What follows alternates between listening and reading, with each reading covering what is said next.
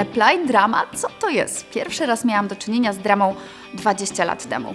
Szereg gier, ćwiczeń, improwizacji. Na jednym warsztacie wydarzyło się tak wiele, że zastanawiałam się, gdzie byłam wcześniej. Dlaczego nie mieliśmy dramy w szkole, na uczelni? Pojechałam na studia dramy do Anglii. Tam mieliśmy praktyki, dramę dzień w dzień i nauczyłam się tego, że po pierwsze ćwiczenia, techniki, to wszystko jest ważne, ale liczy się postawa. Często mówi się, że trener dramy jest tak naprawdę facylitatorem. On prowadzi pewien proces, prowadzi ludzi przez strukturę uczenia się i rozwoju, która nie jest ani terapią, ani teatrem. Nazywa się dramą, bo stosujemy techniki teatralne, ale tak naprawdę chodzi w niej o uczenie się przez doświadczenie. O stworzenie takich warunków, żeby człowiek mógł się w tym doświadczeniu zanurzyć i uczyć się mimochodem. Rzeczy dzieją się tak jakby same, bo to nie uczestnik ma się martwić o to, co robić i jak to robić. To wszystko wie trener czy facylitator, a osoba po prostu może zanurzyć się w doświadczenie i doświadczać siebie na różnych poziomach.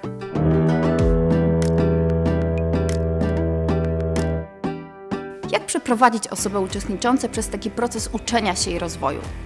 Na początku dobierasz pewne gry i ćwiczenia, które pomogą ludziom trochę się osadzić na sali i w kontaktach z innymi osobami i z sobą samym.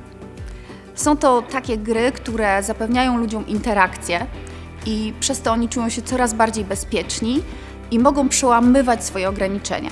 Na przykład w kontakcie cielesnym, ale też w mówieniu, w wydawaniu z siebie różnych odgłosów, w poruszaniu się po sali, w korzystaniu z przestrzeni.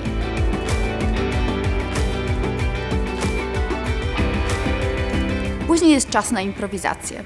Ludzie wchodzą w rolę i w bezpieczny sposób mogą eksperymentować z nowymi zachowaniami.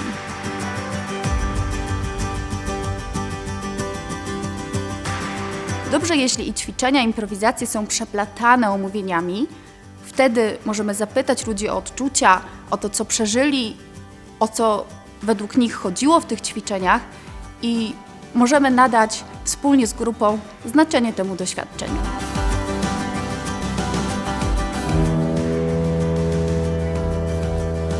Jeżeli drama jest sztuką, to w momencie, kiedy dobieramy świat fikcji do tematów i problemów, jakie chcemy poruszyć na warsztacie, ważne, żeby improwizacje i role, które przygotowujemy dla osób uczestniczących, były w sam raz, żeby trochę zachodziły na te sytuacje, które mają ludzie, ale nie pokrywały się z nimi. Wówczas byłaby psychodrama, ani nie rozjeżdżały się z tym światem, który ludzie mają na co dzień.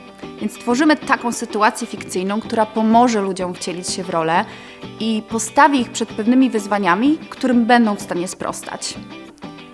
Kiedy osoby są w rolach, są jednocześnie sobą, bo korzystają ze swoich własnych emocji, ze swojego ciała i to ciało zapamiętuje pewne zdarzenia, ale będąc w rolach, mogą to zrobić bezpiecznie. Zawsze w omówieniu mogą powiedzieć, to nie byłem ja. Zresztą też w instrukcjach zachęcamy osoby do eksperymentowania. Mogą być w 100% sobą, ale mogą sprawdzić, jakby to było mówić więcej, albo mniej, albo zadawać więcej pytań, albo być bardziej świadomym celu, albo tego, kim chcę być w tej rozmowie. Ludzie eksperymentują i mają pewne wnioski, które poprzez omówienie, podsumowanie i zestaw ćwiczeń, które uświadamiają tak naprawdę, co przeżyli, mogą ułatwić im życie i pracę. Często dostaję pytanie o to, czy ludziom łatwo jest wychodzić z roli. Ty jako trenerka, trener możesz w tym pomóc. Możesz zrobić wręcz taki rytuał fizycznego wyjścia z roli, który pomoże ludziom wrócić do tu i teraz.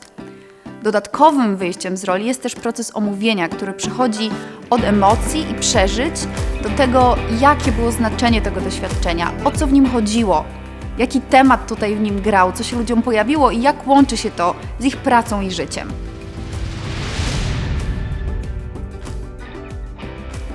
Drama jest wymarzoną metodą do rozwijania umiejętności społecznych, np. komunikacji, współpracy, tego wszystkiego, co dzieje się między ludźmi, co możemy sobie przećwiczyć w grach i improwizacjach.